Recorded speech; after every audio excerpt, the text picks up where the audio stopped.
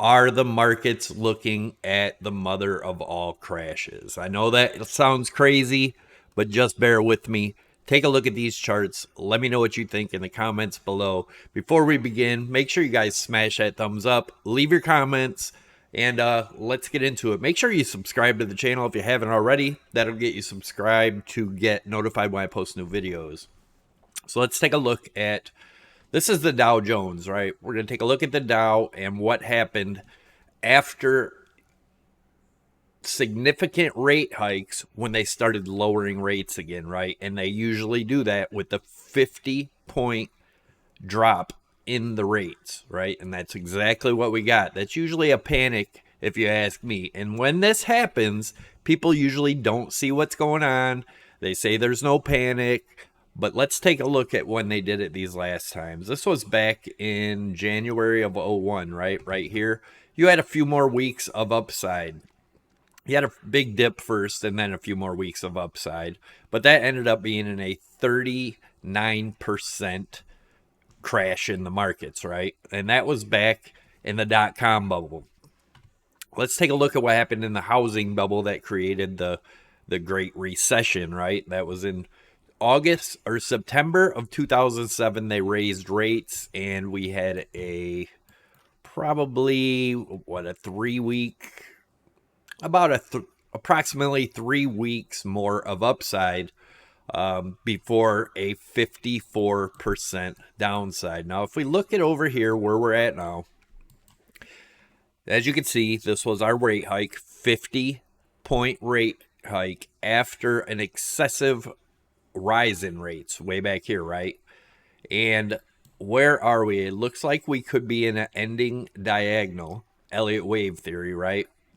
5-wave structure in a rising wedge. So what we would look for is for this to break. If that breaks, then we're probably going to be having a 1, 2, 3, 4, 5. What would that look like if this happens? Now, this is not a guarantee, and we could get all the way up to this 44.5 range. It does not have to retest this, but it could. But let's take a look at, whoops, let me get this back. Let's take a look at something else real quick. Look at a trend line we're hitting now. So right now, as you can see on this, we have 3 touches. We are touching it the 4th time right here. If we're able to break past this 42.3, then chances are we're going to break up it looking something like this. Again, guys, this is not exact, but just to show you guys what it would look like. Maybe a retest and then up to that 45 range. Possible. It doesn't have to go that high, right? But what would it look like in the big picture? We will be getting into Bitcoin. I'm going to take a look at S&P and everything else also. So let's take a look at what it would look like. If you guys followed this channel for any amount of time, you know I like market structure, right? And patterns. This is pretty much the same pattern we had in the Great Depression over here on the right, right? And look how far down this came. Do you think for a second anyone that was up here, say they bought in these ranges right here, up here, that they thought they would be in a loss? Absolutely not. Were they? Absolutely. Now you can say this is different times. Things are different. Markets work in cycles. I believe this is just a normal cycle. Does it cause the things that bad things to happen, or do bad things happen because of the crash? Who knows? The world works in mysterious ways, right? But if this does happen, these markets are going to diddy a lot of people's asses. All right, let's take a look at S&P. So S&P, same thing. Whoops, this would have been over here in 01. Let me move it over. So S&P, this was first rate hike here. It was already in a downtrend in the dot-com bubble, but then we had the housing. Same thing. We got a couple more weeks of upside before a crash. Now let's see how far this went down. And why I say it's the mother of all crashes, it's like I think it's going to dwarf these other ones, guys. And a lot of things are going to change if this happens. Big changes coming. But that was a 58% right there. This one here was, again, around 30-some%. And this is where we're at now. Yes, we could have some more upside. So just be aware of that. But when this thing comes down, it's not going to be pretty, in my opinion. NASDAQ.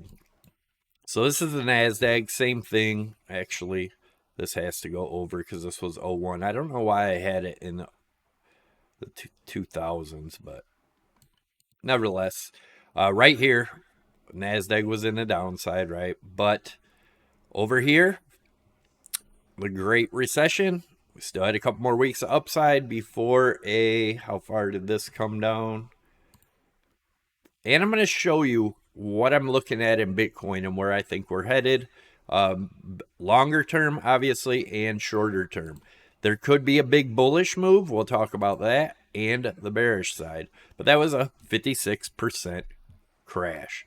Let's say it went down 56%. Let's even give it a little bit higher. Let's say 19.7, right?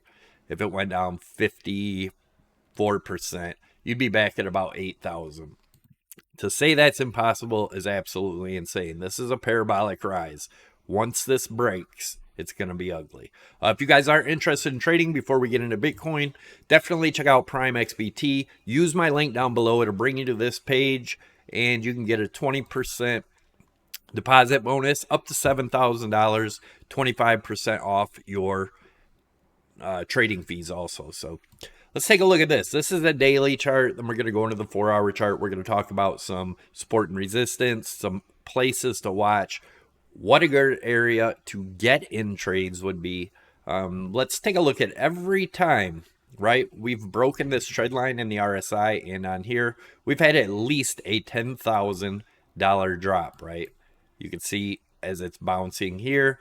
Will we get another bounce here? Definitely a possibility. And in the next chart, I'll show you where. But this is going to be your area to watch on the daily chart.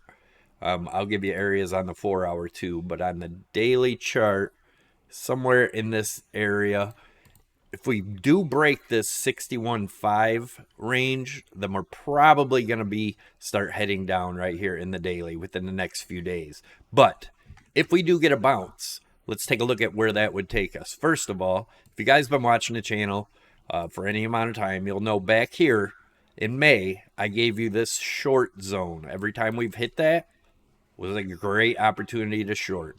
Now, a lot of people are talking about this being a bull flag. We will look at that possibility. It's playing out for an awful long time to be a bull flag, guys. Way too long in my opinion, but we'll see what happens. But let's take a look at the upside targets that I was talking about if we do not break this trend line first, okay? So if we do get up, this right here we were looking at as a big ABC, and you put your fibs on there, and the C wave would get you to the 1-to-1 extension approximately 69.7. What would that be? Just another lower high, right? Now, taking a look at this smaller one right in here, this is where I get the second target. These are all areas I'm looking to put in another short. And guys, let me explain. When you put in a short and it goes down, right? You're making money while it goes down. Now, a lot of people always think if it goes back up, you get liquidated. Well, if you're trailing it with stop losses at key resistance levels, you'll be doing just fine, because when it stops you out, if you're in Bitcoin and trading in Bitcoin, right, not stable coins, but let's say it comes down to 61,000, right, you're in this short, you go ahead and move your stops down to 63.5. We're just going to put some numbers out there, and it bounces back up. You made profit in that short, and while the price of Bitcoin goes up, you're still making money even when you're not in the trade, right? That is why I like short markets. So you don't get liquidated if you're using stops, and you can catch the right points. So anyways, if we looked at this as an ABC, your 1-to-1 extension is going to be 66.3, somewhere in this range, right? You can get wicks above, whatever. But either way, that's what I'm looking for. So my next short is going to be around 66.3. If that breaks, of course, put stops in, and I'd put your stops somewhere around 67. None of this is financial advice. I'm just explaining to you what I'll be doing, right? And then I will trail it with stops. If it goes down, if it goes up, it stops me out. I look for my next one at 69.7-ish, right? And stop somewhere in the 70,500 range, okay? If it stops me out, oh well, then I look for a new trade. But if it doesn't, if it continues down, then I start trailing it with stop losses. And even if it pops back up, I'm in profit and it goes higher, then my Bitcoin gains value. That is the safest way to trade, in my opinion. But you do you. Anyways, that's what I'm looking at. And if you look at the big picture, we drew this wave count way back here in May, right? And it is still playing out. This looks like a series of just 1-2, so a bunch of fake out, liquidating a lot of big traders that don't use stops, getting everybody super, super bullish. Now, what happens if we do go to the upside? Well, first, where I thought I had that in here. Let me see. Right here. So if we do go to the upside, let's look at this. I gave you guys this target a few weeks ago. If we do remain bullish, right? The breakout of this, the target is 82. So if it was to get to that 82, what would it be, right? We go over to here, and that would be what we've been talking about, the distribution. This is the bullish case. I don't see $100,000 Bitcoin. I see the highest about 84. So somewhere between 74 and 84 just to break this high. If we get that move, but remember, we have to get past this short zone, which is in between 71.5 and 69.2. So if we can get open and close a daily above that, then I'd start looking for that higher high that I just gave you, somewhere in this range. But nevertheless, that's still bearish for the long term, in my opinion.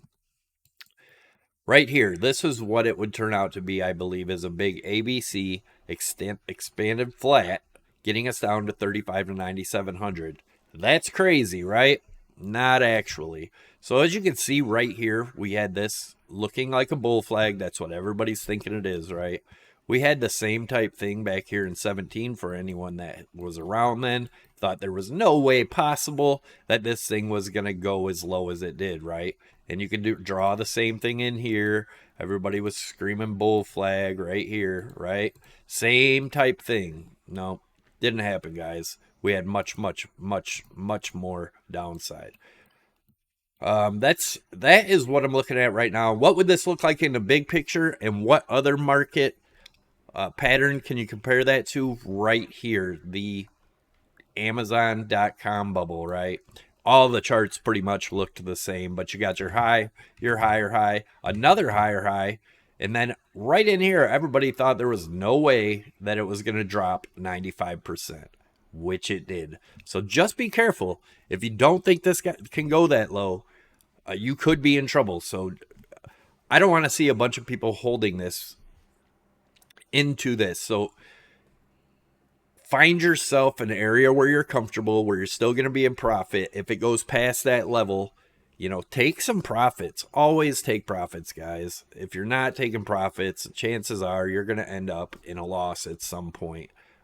If this thing does not continue up, which is a good possibility, it doesn't.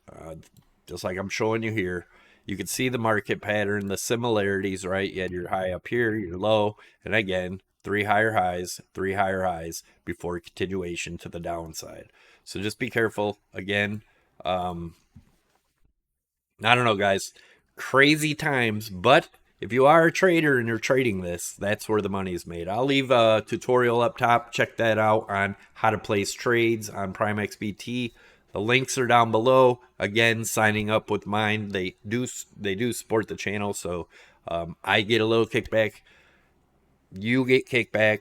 You get up to a $7,000 bonus, 25% off your trading fees by using the link below. And if you follow me on X, I put out promos there that you don't even have to make a deposit. So if you just wanted to start it and try to catch one of my promo codes, I'll put it up, series of letters and numbers. I do it ever so often. You put those in your promo section, which I show you how to do that in the videos, in the tutorial. But you just set up the account, get it ready, And if you're the first one to get that in there, then you get a $200 free bonus. You can't take that 200 out, but you can trade it, and anything you make you get to keep. So good luck out there, guys. I will see you in the next video. Thanks again for tuning in. Smash that thumbs up, leave your comments, all that good stuff. Subscribe to the channel, and I'll see you in the next one. Take it easy, guys. I'm out.